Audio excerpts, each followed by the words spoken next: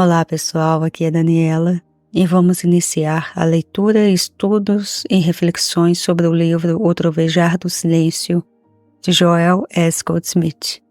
Eu espero que vocês acompanhem, que vocês gostem e que sirva para bastante material de estudo e reflexão de vocês também.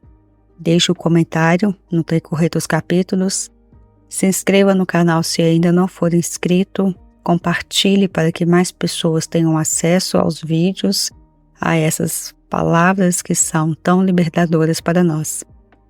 Dito isso, vamos iniciar a leitura. O Trovejar do Silêncio, de Joel S. Goldsmith. Introdução. A revelação sempre nos atinge como algo chocante, e não só para quem a recebe, mas também para aquele por meio do qual ela se manifesta. É o próprio da revelação chocar e assustar, pois, ao nos defrontarmos com nossas crenças mais caras, nós nos conscientizamos de quanto nossa mente foi condicionada pelas teorias e opiniões do pensamento corrente da humanidade. E, de repente, percebemos as dimensões da nossa escuridão. Até não muito tempo atrás, a maioria das pessoas dava um sentido completamente materialista à sua vida, acreditando que as únicas coisas reais fossem as matérias e que o único poder verdadeiro fosse a força física. Foi então introduzida a ideia de um mundo mental e de um poder mental. E essa ideia invadiu tanto as consciências que o foco da atenção foi deslocado do mundo material para o mental. Não tendo tido a revelação, eu também quis viver minha vida nesse mundo da mente, sem nunca perceber que este é tão ilusório quanto o mundo do poder material. Mas um dia recebi a mensagem de que a mente não é poder, e de que o pensamento não é poder. Isso me chocou, pois eu já me havia adiantado bastante no ensinamento de que o reto pensar poderia resolver todos os meus problemas. Esse fato teve diversos desdobramentos, e hoje, acostumado há muitos anos com tais revelações estarrecedoras, e tendo tido o tempo necessário para que a mensagem permeasse a consciência, torno-a a publicar neste livro.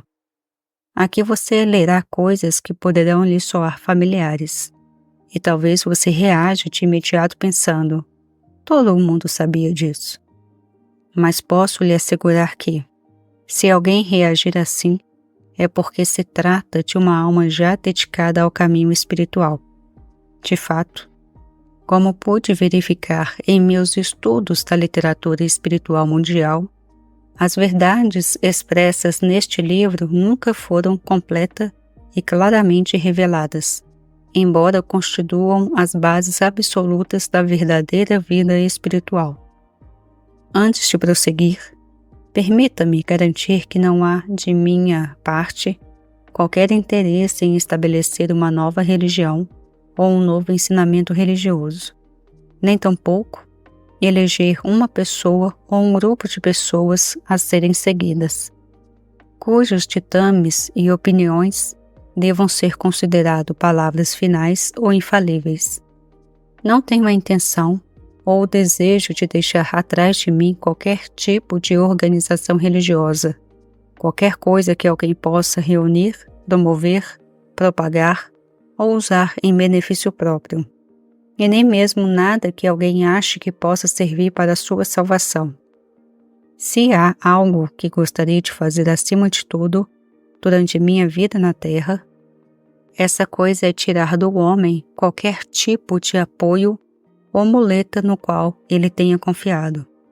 O propósito deste livro não é amarrar você a qualquer pessoa ou organização.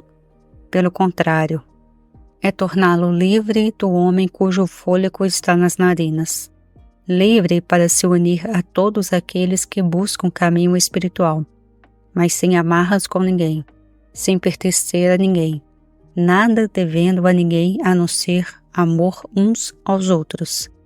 Esta é a verdadeira liberdade, E nada menos que tal liberdade é necessária para receber Deus. Não acredite por um momento sequer que Deus esteja em alguma coisa, nem mesmo no caminho infinito. Deus não pode estar em alguma coisa, e o único meio de poder conhecê-lo é ser livre, mental e espiritualmente livre. Onde está o Espírito do Senhor, aí está a liberdade. Isto é aí que está a liberdade verdadeira. É aí que está a força. A única força está nisso, na união com Deus, e essa é uma força infinita. A união com a diversidade humana muda com o instável e o movediço mundo dos homens. Se nada mais tivéssemos aprendido durante tantos séculos de guerras, aprendemos o quanto é fugaz o poder. Todos os pactos que têm sido feitos, todos os tratados e acordos internacionais não têm sido duráveis. A única força real que existe está na união consciente com Deus e na percepção da verdadeira natureza do poder espiritual. Quando atingimos essa compreensão, um só homem unido a Deus torna-se preponderante.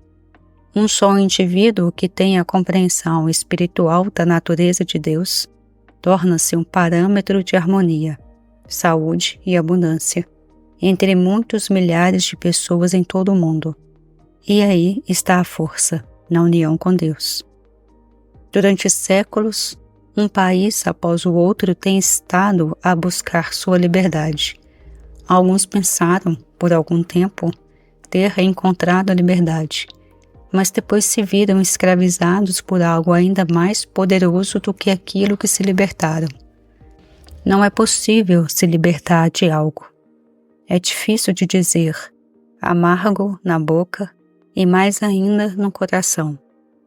Há milhares de pessoas tentando se libertar de maridos ou esposas, pensando que quando a liberdade for obtida, seu quinhão de mundo será melhor. Por vezes, ao menos temporariamente, até melhora, mas mesmo assim, trata-se de uma solução humana, não permanente e real, pois ninguém pode se libertar de. Se libertar de algo é tornar-se apegado a outra coisa. Por isso, não existe tal liberdade. A única liberdade real é a liberdade em Cristo. Sair de uma organização religiosa para se agregar a outra nada mais é que desaprovar uma certa não-liberdade para se envolver em outra.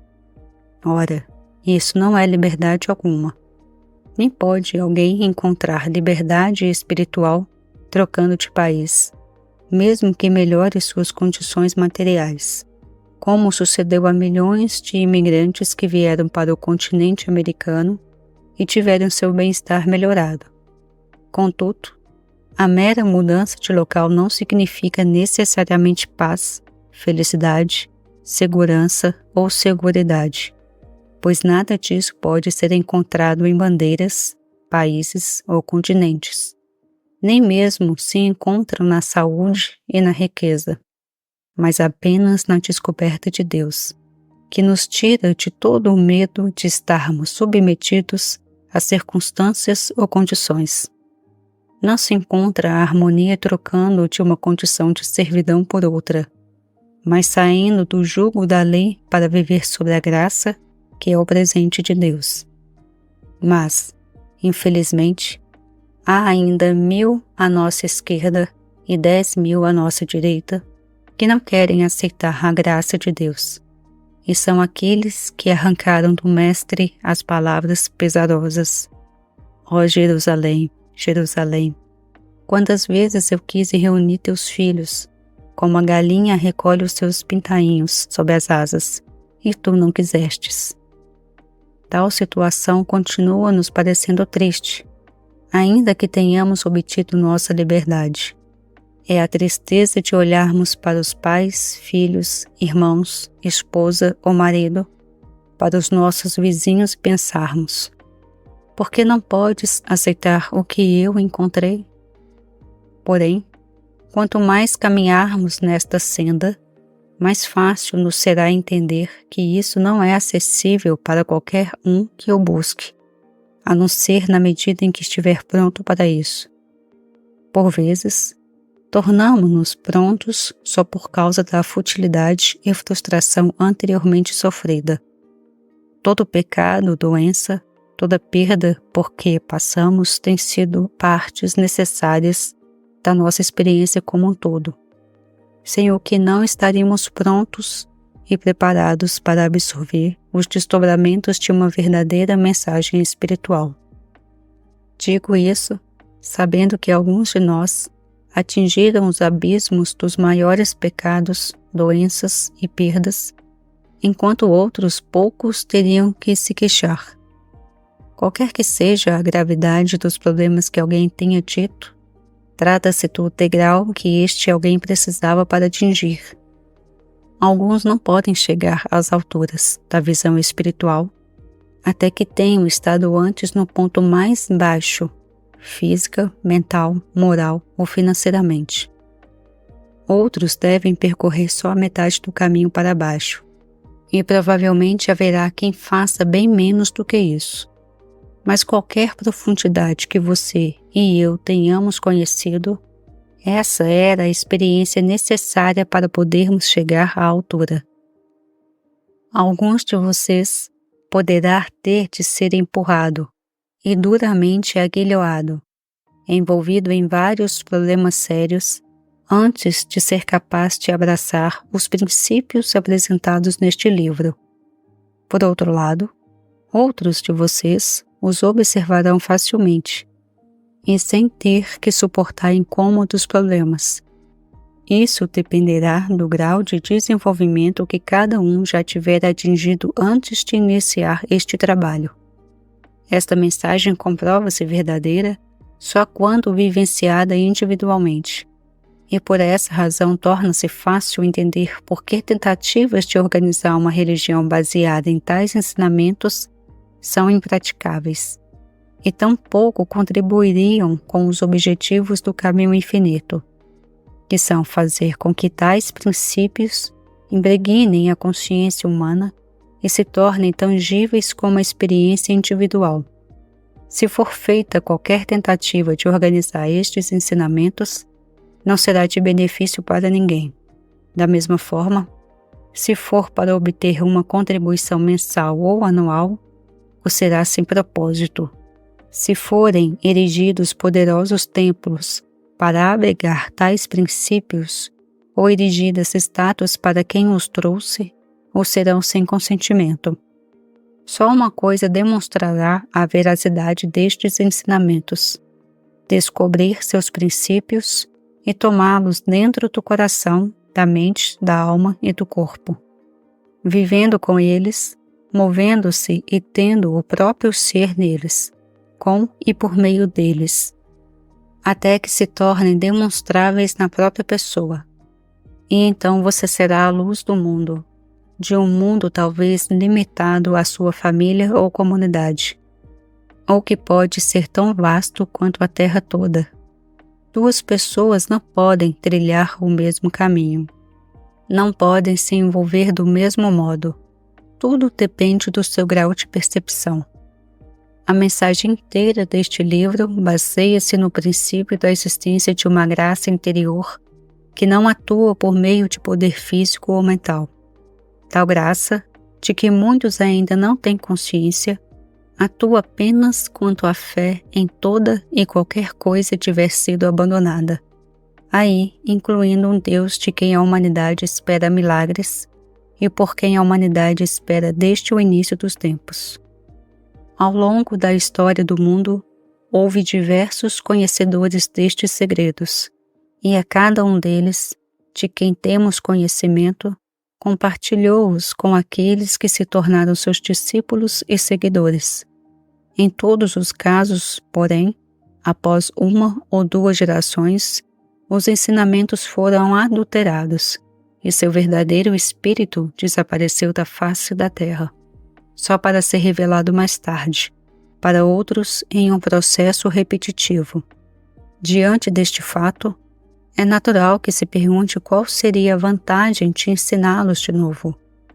Seria vantajoso viajar milhares de quilômetros ano após ano para levar tal mensagem ao mundo, sabendo que só uns poucos a receberão com proveito, para depois deixá-la novamente se perder?